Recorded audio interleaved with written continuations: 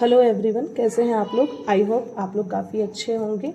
तो आज के इस वीडियो में मैं आप लोगों से बात करने वाली हूँ कि सीटेट की तो आंसर की आ चुकी है और उसके बाद काफ़ी लोगों की क्वेरी है कि क्या मेरे मार्क्स बढ़ेंगे या नहीं। जिनकी मार्क्स अच्छे आए हैं 90 एबव, 94, 95, 96, 94 से जिनके एबव आए हैं उनको ढेरों सारी बधाई। उनकी समझिए तो एग्ज़ाम क्लियर है। मैं आज इस वीडियो में उनकी बात करने वाली हूँ जिनका मार्क्स जो है 88, 89, 90, 91, 92, 93 के आसपास है। अब इन सारे लोगों का पूछना है कि क्या हमारा मार्क्स इंक्रीज होगा या डिक्रीज होगा, या हम लोग बॉटम लाइन पे है या बॉर्डर लाइन पे है। ऐसे बहुत सारे क्वेरीज है। तो मेरा उनसे यही कहना और ये भी है कि क्वेश्चन को चैलेंज करें या ना करें। आप लोग को पता है क्वेश्चन चैलेंज करने में क्या कहते हैं, उसमें कुछ आपको पेमेंट वगैरह भी करना रहता है। और जहाँ तक मैंने जितने लोगों से पढ़ा है, सुना है कि क्वेश्चन चैलेंज करने का कोई फ़ायदा नहीं है, क्योंकि सीबीएसई एक दो क्वेश्चंस को सही या गलत मान भी लेता है। उसके अलावा अगर जैसे हम लोग को लग रहा है कि लैंग्वेज वाले में बहुत सारा मिस्टेक्स हैं हिंदी और इंग्लिश में, तो इतने सारे वो क्वेश्चंस को कभी नहीं मानता है। तो चैलेंज करने का कोई फ़ायदा है नहीं। और रही सवाल कि 88, 89, 90, 91, 92, 93 इनका जो है मार्क्स बढ़ेगा या घटेगा। देखिए, 1 से 2 नंबर इधर उधर हो सकते हैं, ये मानकर चलिए। ऐसा नहीं है कि जिनका 92 आया है तो उनका घटकर 89 हो जाएगा, वो फेल हो जाएगा। ऐसा कोई ये नहीं है, कोई इसके बारे में गारंटी नहीं ले सकता। या आपका 88 है तो बढ़ के 90 हो जाए, ऐसा गारंटी कोई नहीं ले सकता। लेकिन हाँ, अगर 1-2 नंबर को सीबीएसई ने सही माना तो उनके मार्क्स इंक्रीज होंगे। जैसे जिनका 90 है और अगर इंक्रीज हुआ तो 92 हो गया, या जिनका 88 है उनका अगर उन्होंने उस क्वेश्चन को अटेम्प्ट किया है और अगर सीबीएसई उसको मतलब एक्सेप्ट कर लेता है गलती और उस चीज़ को सही कर देता है तो 2 मार्क्स बढ़ जाएंगे। ऐसे करके मतलब कुल मिला जुलाकर आपका ज़्यादा से ज़्यादा जो चांस होता है वो 1 ही 2 नंबर का होता है, उससे ज़्यादा नहीं। ठीक है, आप सोचेंगे कि हमारा 85 आ रहा है, 84 आ रहा है तो हमारा मार्क्स बढ़कर 90 हो जाए, नहीं, ये बहुत मुश्किल है। 88, 89 वालों का थोड़ा सा चांसेस होता है, वो भी किस कंडीशन में, अगर सीबीएसई ने उस चीज़ को एक्सेप्ट किया तो, वरना कोई इसकी गारंटी नहीं ले सकता है। लेकिन हाँ, फिर भी आप एक कहते हैं ना, होप लेकर चलिए।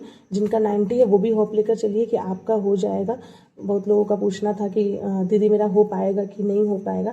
मैं तो प्रे करूंगी कि सभी का हो जाए। जिनका 88 आ रहा है, 89 आ रहा है, 90 आ रहा है, 91, 92 आ रहा है, सभी का हो जाए। और जिनका नहीं होता है तो आपको गिव अप नहीं करना है, कोई दिक्कत नहीं। जैसा कि मैंने बताया था, मेरी दीदी का उनका 5वें अटेम्प्ट में 95 मार्क्स आ रहा है और हर साल उनका 89, 88 आकर मार्क्स 1-2 नंबर से इधर उधर रह जाता था। जैसे 92 कभी उनका 90 बनता था तो मार्क्स डिक्रीज हो जाते थे, ऐसे करके। खैर कोई बात नहीं। और बहुत सारे लोग ऐसे हैं जिनका फर्स्ट अटेम्प्ट में क्लियर हो गया है, तो तब सुनकर काफ़ी अच्छा लगता है। जैसे मेरी भी एक चाहत थी कि मैं भी फर्स्ट अटेम्प्ट में मेरा भी क्लियर हो जाए।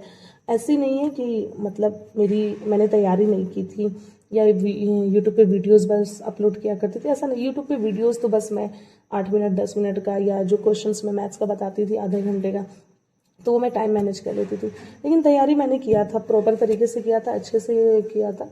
थोड़ी सी कुछ चीज़ें खराबी हो गई। मैंने बताया था कि मेरा प्रैक्टिकल का एग्ज़ाम एक दिन पहले हो गया था और उससे 2-4 दिन पहले प्रैक्टिकल लिखना था, थोड़ा उस पर ध्यान चला गया। और सबसे बड़ी जो बात है कि मुझे ऐसा लग रहा है कि पीवाईक्यू पे मैंने साइंस के पीवाईक्यू पे कम ध्यान दिया। हिंदी और इंग्लिश की भी मेरी तैयारी अच्छी थी। और दूसरी बात है कि साइंस के पीवाईक्यू को, मैथ्स के पीवाईक्यू में मैंने सारे लगभग लगा लिए थे।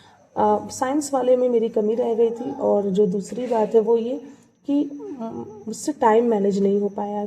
मैंने हालांकि आप लोग को भी बताया था कि हर सेक्शन को हम लोग को 20 से 25 मिनट्स देना है और मैथ्स वाले में ज़्यादा टाइम लेकर चलना है, लेकिन क्वेश्चंस लेंदी थे या मुझे पढ़ने में दिक्कत हुई, क्या हुआ, कुछ ना कुछ दिक्कतें हुई, जिसकी वजह से मैंने सीडीपी में लगभग 45 मिनट्स मैंने मार्क्स टाइम ले लिए। 45 मिनट जो होता है वो काफ़ी ज़्यादा टाइम होता है, ठीक है। तो इस वजह से दिक्कत हो गई।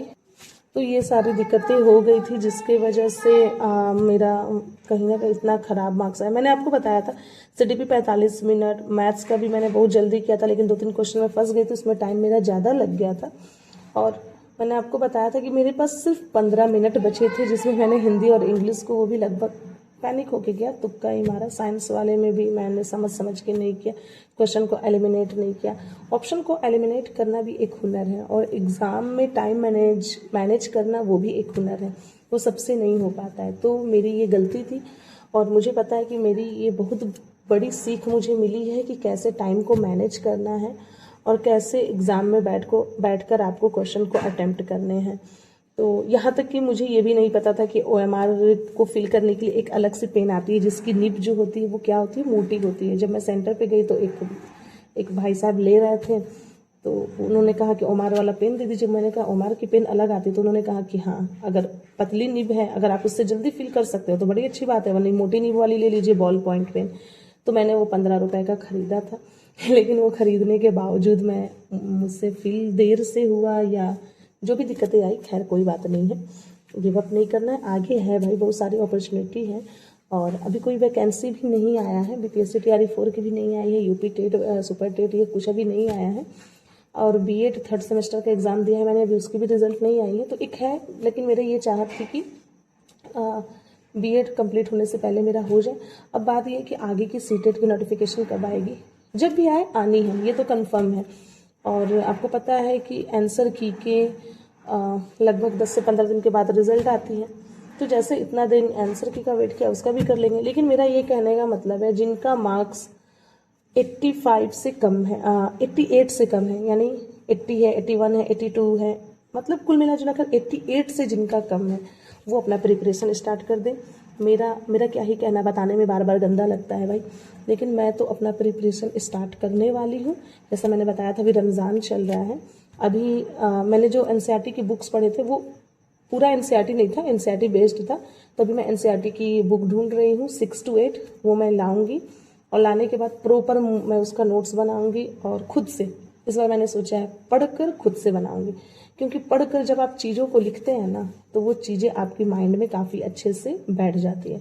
तो उसका मैं खुद से बनाने वाली हूँ, और मैथ्स पेडागोजी का भी खुद से बनाने वाली हूँ, साइंस का भी खुद से बनाने वाली हूँ। मैथ्स के क्वेश्चंस नहीं, कंटेंट तो मुझसे हो जाते हैं, पेडागोजी का बनाऊंगी। और हिंदी इंग्लिश पेडागोजी टफ नहीं होता। अगर आपने इंग्लिश, अभी तो जो इंग्लिश पेडागोजी में पूछा जाता है वही चीज़ हिंदी में, जो हिंदी में वही चीज़ इंग्लिश में, तो वो तो ईजी रहता है। और मैं सच बताऊं तो इसकी तैयारी भी मेरी काफ़ी अच्छी थी, लेकिन किस्मत ने साथ नहीं दिया, कह सकते हैं ये। खैर कोई बात नहीं है, और क्या ही रोना है एक ही चीज़ को बार बार, उसको हटाओ, अब जो सामने है उस पर फोकस करो, और जिनकी निकल गई वो आगे अपनी प्रिपरेशन जारी रखें। और खैर मेरी जो गलती थी, मैंने उसे एक्सेप्ट किया है कि ये मेरी गलती थी, और इतने सारे लोगों ने कमेंट किया है, और इतने लोगों का फर्स्ट अटैम्प्ट में क्लियर हुआ है, मतलब सच में दिल से खुशी हो रही है कि फर्स्ट अटैम्प्ट में क्लियर मेरी भी चाहत थी। और आप लोग का ये सुनते हैं तो 2 महीना पढ़ा, 3 महीना पढ़ा, 10 दिन पढ़ा, और इतने मार्क्स आ रहे हैं, तो भाई हैट्स ऑफ आप लोगों को, अच्छी बात है। और बस मेरा ये कहना है कि मैं अपनी प्रिपरेशन अब बहुत ही जल्द स्टार्ट करने वाली हूँ। और इस बुक के साथ, ये बुक काफ़ी हेल्पफुल था, लेकिन इसमें मैंने गलती कर दी, साइंस वाले PYQ पे मैंने ध्यान नहीं दिया। खैर कोई बात नहीं है। और अब CTET रिज़ल्ट का हम लोग इंतज़ार कर रहे हैं। हमें मतलब जो बॉटम लाइन है, जिनका 70 से 80 इनका मार्क्स है, आपको रिजल्ट का वेट नहीं करना है, कोई फ़ायदा नहीं। मैं भी वेट नहीं कर रही हूँ रिजल्ट का, बस हमें अपनी तैयारी को स्टार्ट कर देनी है।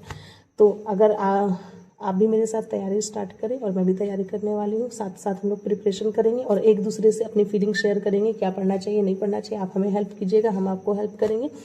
मैथ्स वाला पोर्शन जितने PYQs है, मैं फिर से आप लोगों को सारा वो PYQ इस पर अपलोड करूँगी, करवा दूँगी, अगर आप लोग को और कोई हेल्प चाहिए होगा।